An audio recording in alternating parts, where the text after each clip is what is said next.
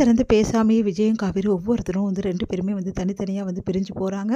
இந்த சூழ்நிலையில விஜய் காவேரி நினைச்சும், காவேரி விஜய் நினைச்சும் வந்து தாங்க முடியாம வந்து அழறாங்க. அவங்களால வந்து பிரிவை தாங்கிக்க முடியாம விஜயால தாங்கிக்க முடியாம ரொம்ப கஷ்டப்படுறாரு. அவரு வந்து காவேரி ஞாபகத்திலே இருக்காரு.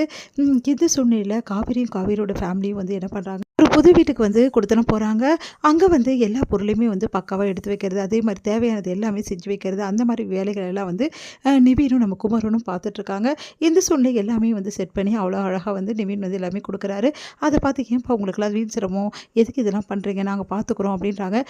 இவ்வளோ பெரிய வீடு பார்த்துருக்கீங்க. அதுவும் இந்த வீடு வந்து ரொம்ப வந்து காஸ்ட்லியா இருக்கும் போல்ருக்கே. இந்த வீட்டு வாடகைலாம் எப்படி எங்களால குடுக்க முடியும்? அப்படின்னு சொல்லிட்டு சாரதாம்மா கவலைப்படுறாங்க. அதெல்லாம் குடுத்துடலாம்மா, நானும் வேலைக்கு போறேன். மாமாவும் வந்து இந்த மாரி ஒர்க் பண்றாரு. அதே மாரி அக்காவும் ஒர்க் பண்றா. அதெல்லாம் குடுத்துடலாமா அப்படின்னு சொல்லிட்டு சொல்றாங்க நம்ம காவேரி. அத கேட்டுட்டு நீ ஒண்ணும் வேலைக்கு போ வேணாம். வேலைய பாருடி அப்படின்றாங்க.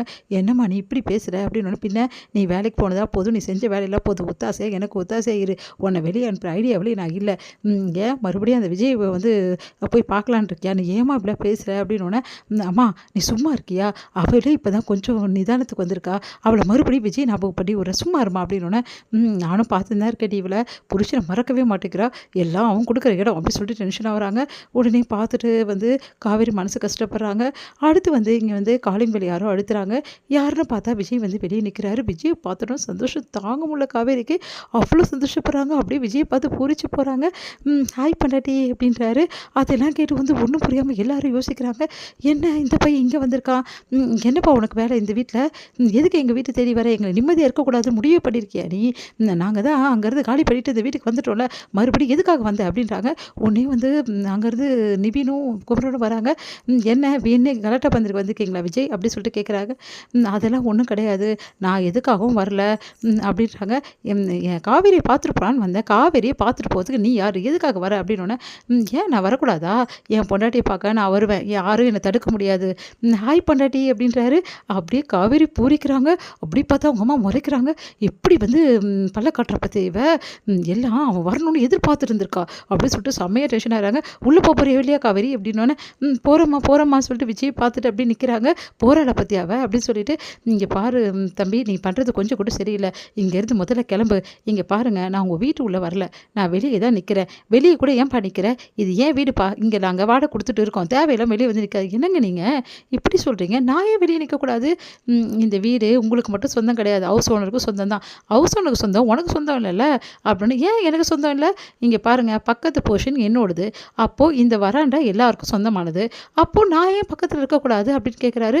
என்னது பக்கத்து போர்ஷனில் இருக்கியா, நீங்கள் என்ன சொல்கிற அப்படின்னோடனே, ஆமாம் நான் பக்கத்து ரூமில் தான் இருக்கேன், வேணா வந்து பாருங்கள், வேணா இங்கே எல்லாருக்கிட்டையும் விசாரிங்க, பக்கத்து ரூமுக்கு கூட நான் இருக்கேன், ஒன்றும் பிரச்சனை இல்லை, என் பொண்டாட்டியை பார்க்கறதுக்காக நான் இருக்கேன் அப்படின்றாரு.